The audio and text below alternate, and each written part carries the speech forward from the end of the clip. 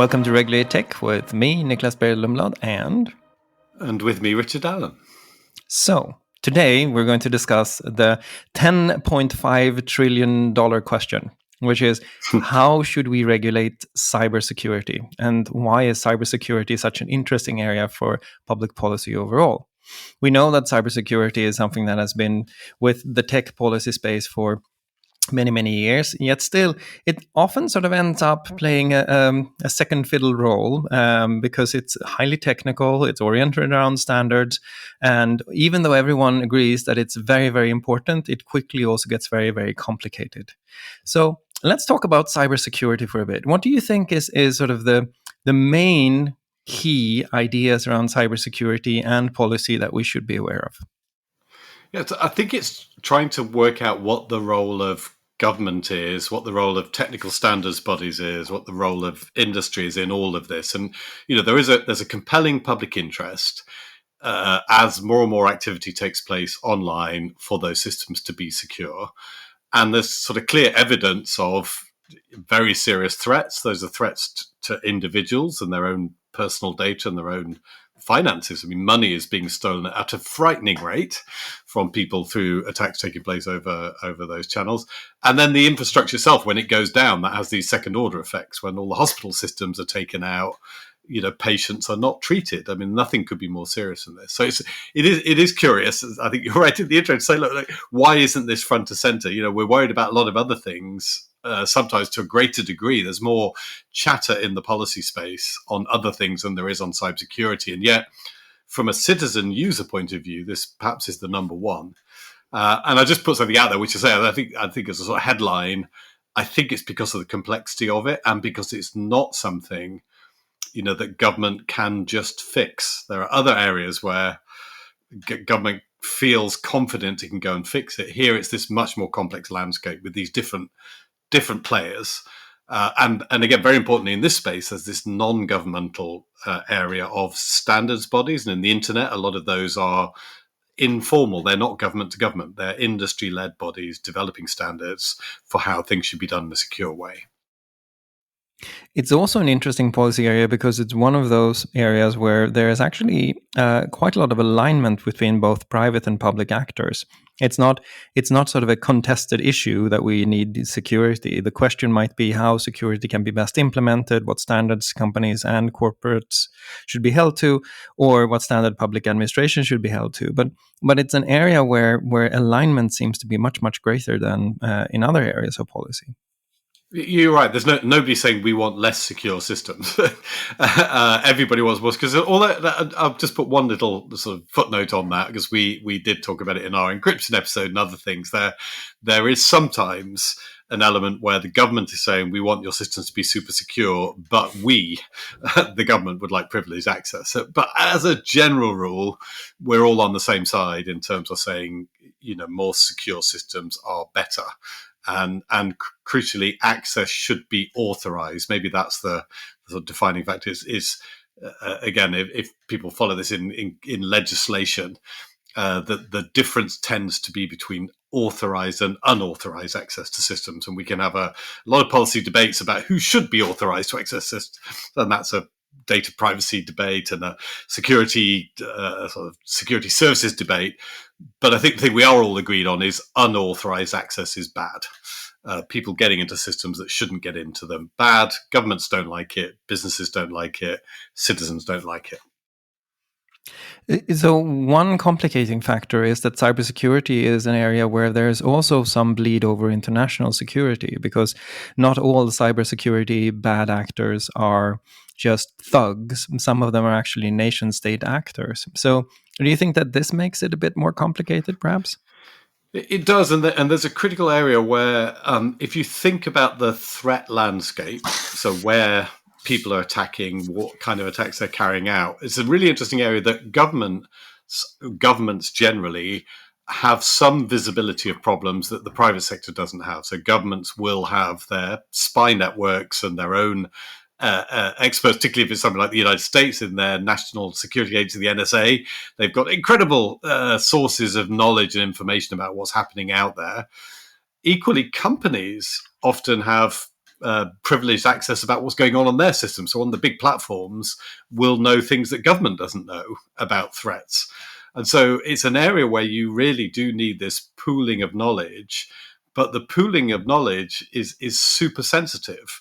On the company side, normally data protection law and things like that would say you shouldn't ever be sharing information with governments. But if it's about serious threats, we might want to make an exception. And equally, governments wouldn't normally expect to be sharing their secret spy product with private companies. But again, if the only way to stop the attack is to share it with the private company, they have to do that. So you've got to create these really, I think, almost unique mechanisms for government to share highly sensitive classified information with companies who are going to be sharing highly sensitive information back with the government, if you're going to have a true picture of the threat landscape. This idea to sort of build entirely new institutions or kinds of collaboration is partly reflected in some legislation where the idea is to build these computer or cybersecurity incident response teams or reporting teams, and having these joint teams, I think, raises a lot of really interesting policy questions. Did you encounter a lot of asks for collaboration across those areas in your active time? I mean, I did. There were people in the company. Again, probably not a secret. There were people who have the security clearances you need to have, and a lot of people who come from government. And again, if you're a conspiracy theorist, this is terrible. There are spooky people come from government to work in the companies, but again, my own view of the world is that this is actually quite helpful. That if the interests that you're trying to serve are the interests of the citizen, it's quite helpful to have people on both sides who you can trust to be acting in the public interest, who have that culture of being really sensitive and aware of the power they have through the information they have. So yes, I came across them. I wasn't in that loop, but I knew I had colleagues who sometimes it would come to us as a policy question: should we be cooperating with government X or government Y? And again, it's one where I think you do have to be careful. There would be some governments where that cooperation is appropriate and some where it's inappropriate. But they would want to talk about that, and then they would deal with the detailed, very, very sensitive information most of the time. Again, some more recently, because we've dealt with things like threats to elections, which again are another example where both the companies and spooky people inside government will have information. When you're dealing with those threats to elections, that's actually obviously much closer to the policy field, and that would come typically to policy teams. They'd be in the loop on those kind of conversations. And I also found it interesting that one of the things that you saw emerge in this space much more than any other was collaboration between companies. So companies would come together around things like stop malware or find ways to early on identify phishing email, share information, and collaborate on what kinds of threats were out there and share threat modeling results. And it seems as if this is an issue where everybody wins if the system is more secure, to the limit that you describe, where sort of security and privacy perhaps interact in a way that's interesting to sort out from a balancing perspective. But overall, this is sort of has a positive spiral to us, this area. It does, and it's also one of those areas where there is a collaboration, I think, between the bigger companies and the smaller ones. The bigger companies have the resources, they have the engineers, they have people who've worked in security services, they have people who can do investigations. I mean, trying to investigate to find one of these hacker groups, they have this nickname APT. So you'll see they'll have funny names like Fancy Bear and things like that. But if you read newspaper reports, this language sometimes comes out. Well, we know about those hacker groups because some people have spent weeks and weeks and weeks of very intense work tracking them down and trying to identify those people. Now, those investigatory teams are likely either to be part of a government or part of one of the big name corporations. They're very unlikely to find them in a smaller company. And so what happens often is that information then gets tiered down. So the big companies will share some of their expertise in investigation with smaller companies. They've done this in the terrorism area with something called the Global Internet Forum on Counterterrorism. I think they also do it in terms of other threats, malware and so on, that they're able to share that information across the sector so that everybody can get better at defending themselves against it.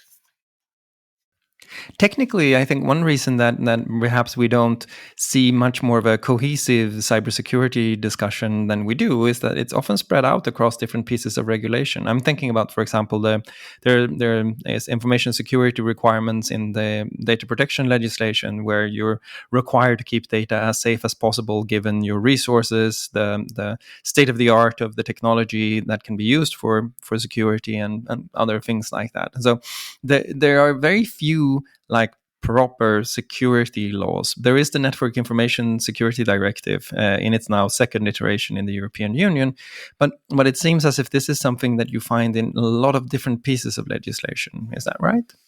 You're right, and there were international conventions like the Budapest Convention that lots of governments have signed up to, which says they should have domestic cybersecurity legislation. So you'll find sometimes what they would call sort of anti-hacker provisions, so provisions that criminalize unauthorized access, and then they'll have these other provisions that say you must keep data secure, and so it's a variety of provisions. But I think in some sense it's helpful to kind of zoom out and look at how all of these factors shape the market. The risk of getting too granular is the English phrase, you can't see the wood for the trees. You're so stuck in the detail that you lose sight of the big picture. Just one example, there was a data protection agency. I remember when I worked in a tech company that was so obsessed that it wanted to tell us how we should structure passwords. And we had security people who were like, we're the experts on how you get the balance right between the password form. They wanted it to be 3 special characters and 2 capital letters and all this kind of nonsense. And the security people said, look, what they've come up with, it might sound good to them, but that will make our systems less secure. Please, will you tell them this doesn't make sense? And so there is the risk of getting like down into all this detail in some bits of regulations. You end up with that where you're saying, well, if you tick the box by having the 3 special character password, like you've done security.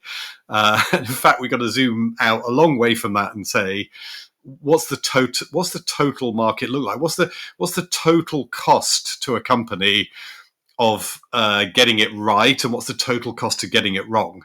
And that's going to be a combination of factors, of which regulation legislation will be an important part. But it's not about just saying thou must be secure, and to be secure you must have 3 special character password. It's a much more complex landscape, and I think that's the best way to think of it. What's the totality of what we're doing? Yeah, and I think that's probably one of the reasons why it's really hard to sort of just come out with a couple of simple public policy recommendations on cybersecurity, because partly it's about malicious attacks and intentional attacks where somebody is trying to get at your data in an unauthorized way, and they can be either nation state actors, they can be commercially interested or motivated malicious actors, etc. But such a large part of security is also about things like avoiding human error. So if you have intentional attack on one side and you have human error on the other side, trying to sort of bridge that entirety is hard. I remember, I think it was in 2008 or so, the OECD came out with this paper that was called The Culture of Security. The idea was that information security couldn't be just regulated into place, but what you needed to build or what you needed to grow was this notion of an information security culture. I still think that's basically right, and I think it's a tremendously complex area because of the sort of the breadth of the different kinds of behavior you're trying to regulate. I think that's right, and I think it's worth bearing in mind that nearly everything you do that increases or improves security will have a cost in terms of either money or extra time and hassle for using a system. And it's almost impossible I can't think of any sort of pro security solutions that don't at least initially have some extra cost layer. And so we can think of an example like if you today go to any website in the world, it's most likely that the website address will begin HTTPS. It will use a secure version of the website. And yet we go back not many years, maybe 10 years, and most of them wouldn't have done that because there is a cost. The cost is you have to maintain a network certificates. You have to maintain a network of certificates. There's a little bit more overhead in processing. At some point, the equation shifted. So the cost of not doing it, because people were uncomfortable going to websites that weren't encrypted, sort of exceeded the cost of doing it. But for a very long period of time, that technology was available, and yet people still weren't implementing it, except for things like banking sites. And so that sort of pattern is repeated where the cost of doing the more secure version is not deemed to be worth it for quite a long period of time while those better solutions are available. And how we accelerate that, how we sort of switch to the secure versions more quickly, I think is one of the really interesting questions, and potentially one of the roles for government and regulation. Not to tell you what you should do, but where the standards exist, to encourage their adoption and encourage that shift to the more secure version, recognizing it will come with a cost. It's not free. And you can't just wave around and go, well, you know, everyone will love you more if you have the more secure version. You're looking at it today and going, well, I need to buy more processors, or I need to put in place an extra step, or I need to create a bit more friction for the user. And you've got to overcome those barriers. And this is where it sort of gets really, really hard. I think that trade-off is so fundamental to the entire security issue. I remember I saw Ron Rivest once. He was the R on the RSA, the famous security company. I'm not sure where they are now, but he had this presentation that everything in the presentation was oriented around this chart where you could see on one axis security and on the other usability, and they were sort of they were so tied together in sort of an adverse relationship, that the more security you got, the less usability and so on. And he spoke about shifting the curve, sort of trying to figure out how you can shift the curve back and forth in order to try to get a better exchange rate where you get sort of more security without having to give up so much usability. And this is where it gets interesting, because then, of course, that's where security hits privacy, because you can get a lot of security, keep usability by, for example, just using biometrics. So do you do that? And so then you have this third factor in the equation that is suddenly, you know, you can buy usability at the price of privacy, perhaps, or data protection. And so you end up in this, it's a really interesting dilemma or trilemma or whatever you want to call it, where you're sort of having to trade off all of these different things against each other. And it's not obvious what the right trade-off is. No, and we're seeing that. I mean, just again, another sort of very basic example, even before biometrics, is what they call the two-factor authentication. So again, if you sign up to most internet services today, they'll ask you for a phone number, and they'll use the phone number to send you some other token that allows you to access the service. And people from a privacy point of view will be outraged and say, they're all collecting all of the phone numbers, and this is a terrible thing. And yeah, it's more information than you'd like to give, but at a certain point, somebody logging onto a system and not using two-factor authentication is not just compromising their own security, but they're compromising everyone's security. So what point, you know, it's like a vaccination or something. At what point do we say the greater good requires you all to be vaccinated? You can't opt out of it. You can't opt out of two-factor authentication because your insecure node threatens other people's nodes. That's, again, where a lot of this debate has to go now, around everyone's interest versus the fact that some individuals will not want to provide the additional information, or they'll have some problem, or their technology won't work with it. They'll be excluded from the more secure version.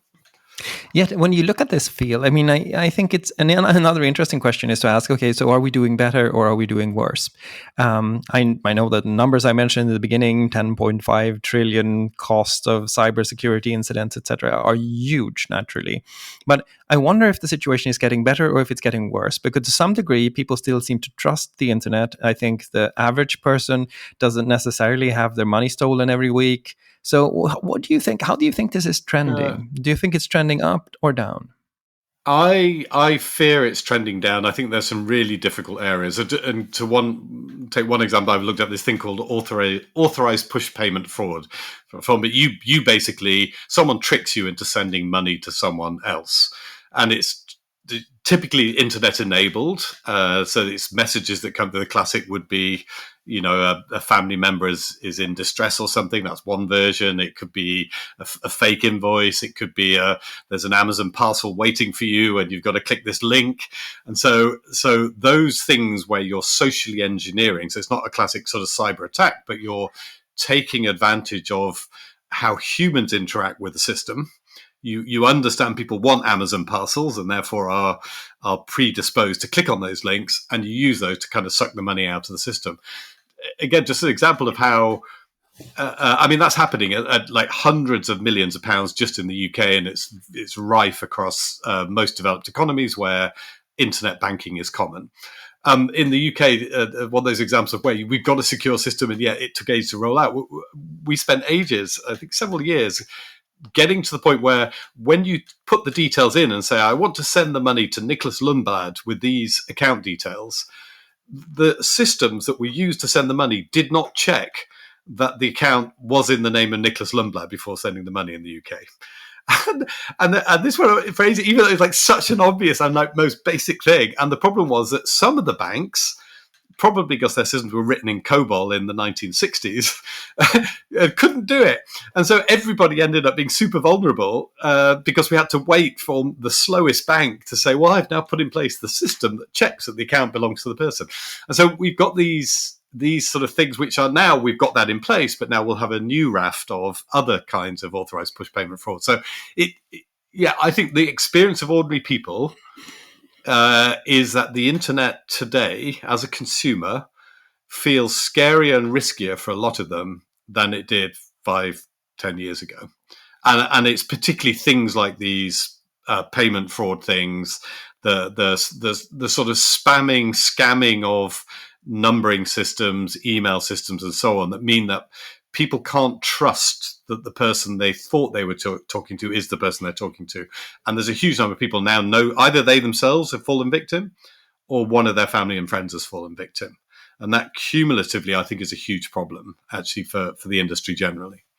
Oh, and that brings across another really interesting role that security plays in a public policy professional's life. And that is that even if you're not engaged in security policy, the experienced security or the trust people have in the system is one of the key drivers to almost any other policy area that they'll be interested in, right? It's sort of one of those fundamental, foundational sentiments that drive policy discussions everywhere. That's right, and as they say, trust is hard won and easily lost. And once it's lost, it takes one incident. So yes, arrives on foot and leaves by horse. Yeah, that's a great. Oh, I like that one. Yeah, so it's and that's something again. I think as a whole industry we need to look at. I mean, it's got to the point actually from a regulatory point of view.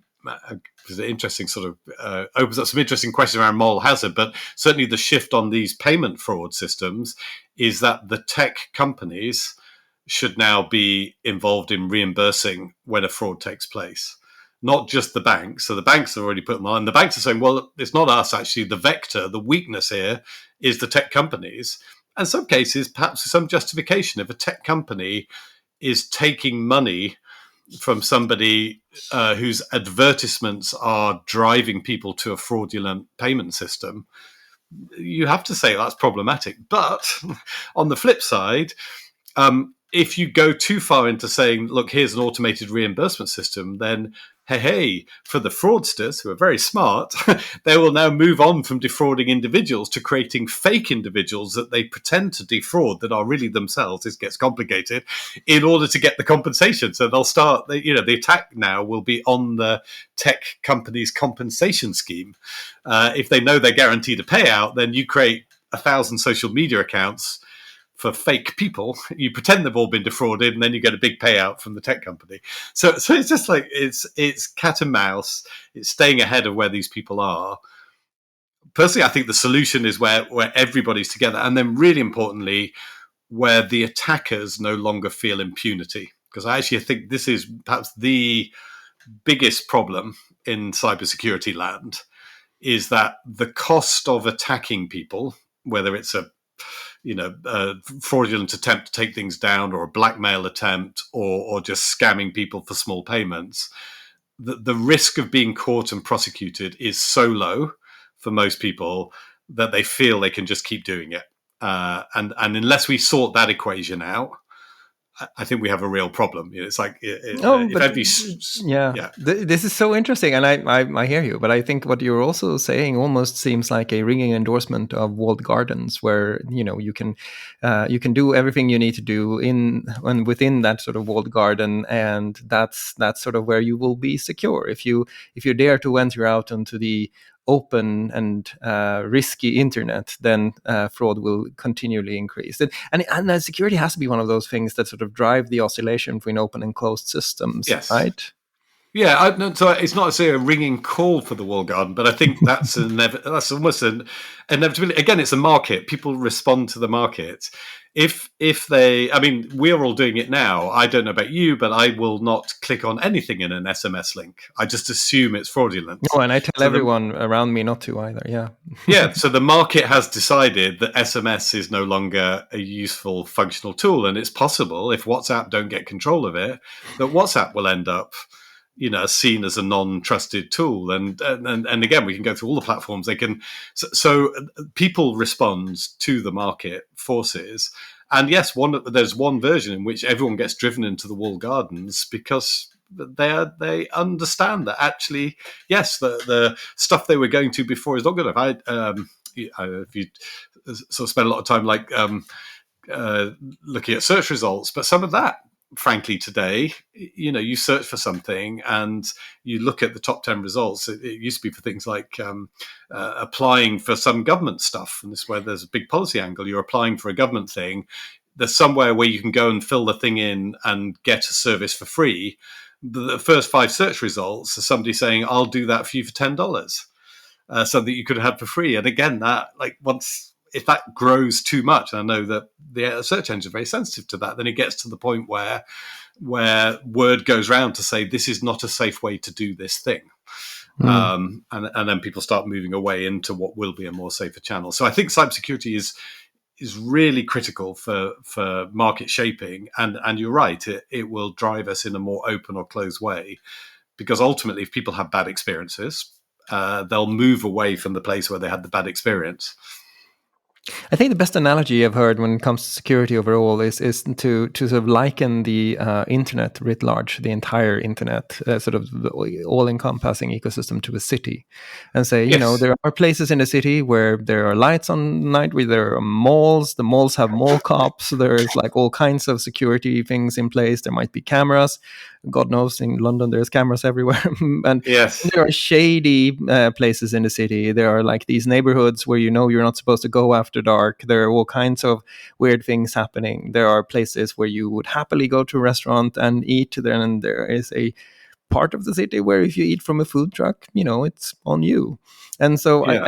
I think something like that is certainly happening with the internet as well, isn't it? I think it's like that, but to complete your analogy, if the analogy police won't come and get us again this time, but the difference here is, look, I can go into that fancy area of town. I can go into the fancy restaurant. I can eat without paying. I can go into people's fancy houses and take what I like. And then I can get home to my home, which is in a different city, and they're never going to catch me. And if it were really like that in a city where, I mean, the reason people don't just go in and do all of that all of the time, partly because they're honest, most people are honest, but the reason that the dishonest people don't do it is because they're scared of getting caught. And they do, and they know, and we see the headlines, and you go to you can't just walk down the street, walk into everyone's houses. By the time you get to it depends on the city, but you'll get through a few, someone's going to ring the police, you're going to get nabbed. We've got a situation online where effectively you can go into 5, 10, 20 houses. Even if somebody catches you, there's nothing they can do to you. They can't find you. They can't identify you. You disappear like a will-o'-the-wisp. And that's the bit where, again, I think governments are the people that can nab people and throw them in jail. Ultimately, and if that's not happening, if the cost equation is, that it's cost-free, and you can make big winnings, then not everyone, but a small percentage of dishonest people are going to just keep taking advantage of it. And that's what we've had today. And the solution is not to say, well, we'll to get to extend the analogy, well, we'll make everyone in the city pay to compensate the person who lost the money, whilst the one who stole it is sitting in a different city and still enjoying the winnings. And that's sort of a bit where we're going now, is, well, we'll all pay to compensate the person who made a loss. But the one who did the theft, nothing happens to them. But what you're pointing out also makes it really clear to see why it's so hard to regulate cybersecurity, right? So if you look at, for example, Europe currently has the Network Information Security Directive, Take 2, NIS2.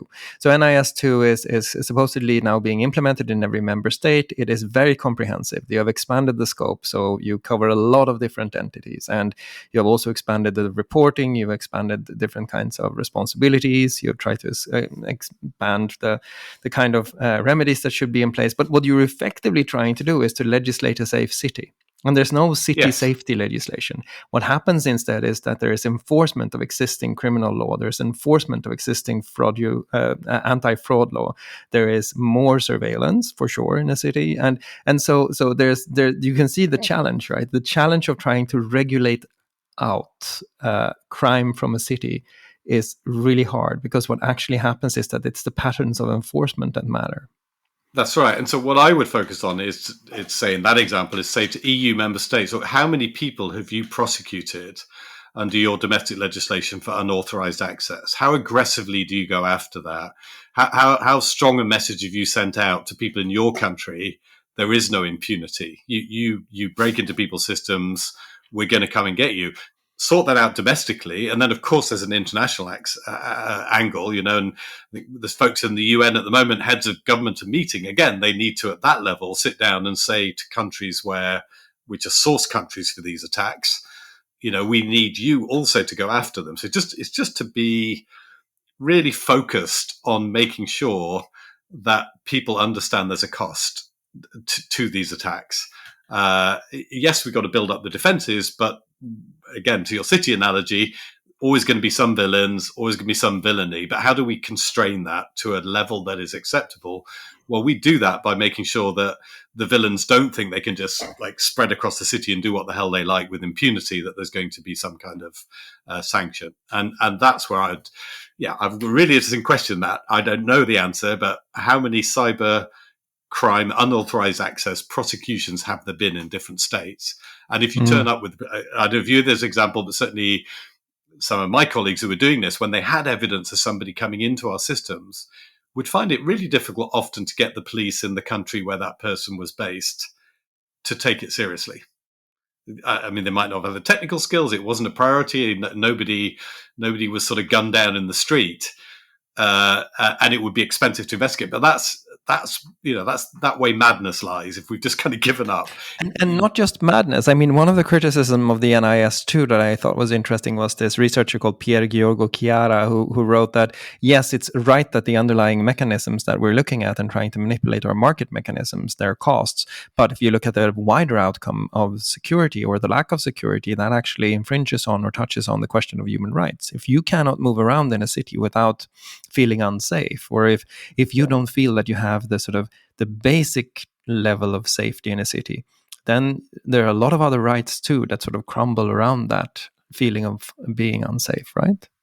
That's right. Yeah, our human rights are the right to life and security, but also the right to enjoy your own property and not have it stolen, the right to free assembly and not have your assembly broken up. So these are all, you're absolutely right. In our virtual city, which is our online space now, these cybersecurity attacks disrupt all of those rights, and that's another very compelling argument why that should happen. And again, these are not trivial crimes. Even the words like hacking and stuff there, and some of the movies we would have watched as kids, it's kind of fun and racy, but a lot of this stuff is not a trivial crime. It's a serious assault on the rights of millions of fellow citizens, and the psychological safety and their sort of rights to security, as you point out. So I mean, sorry, go ahead. I was going to say, I mean, anyone, particularly anyone who's listening to this who has sort of older relatives, even older than us, Nicklas, but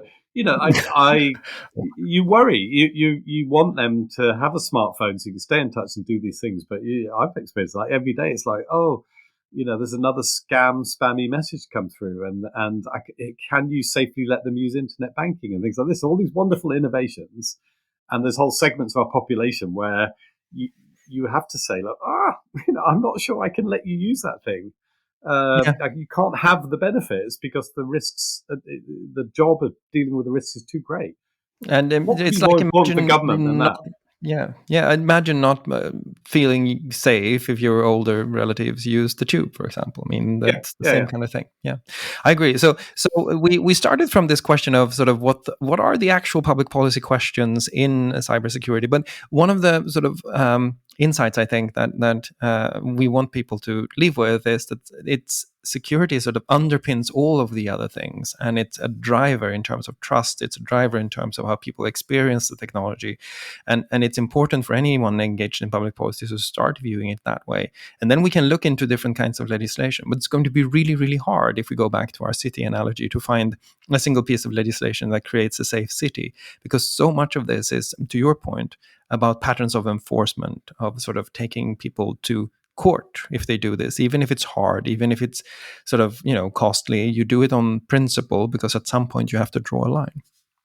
That's exactly right. So yes, how do we safe cities? I think if we take that thought away and look at all the pieces of regulation and what's missing, and all the patterns of enforcement and what's missing, then we can make some progress. But it seems to me this is urgent, and sadly, the pattern often is that we're cleaning up once the problem has occurred. That the only time we really get attention on this is when something awful has happened, and that's partly in human nature. But in this case, some of the problems are so glaring, and in particular, some of the technical solutions have been developed, and they're there. They could be used. It would just, Why are we taking so long? Why are we taking so long? On that note, thank you so much for listening, and we will be back next week.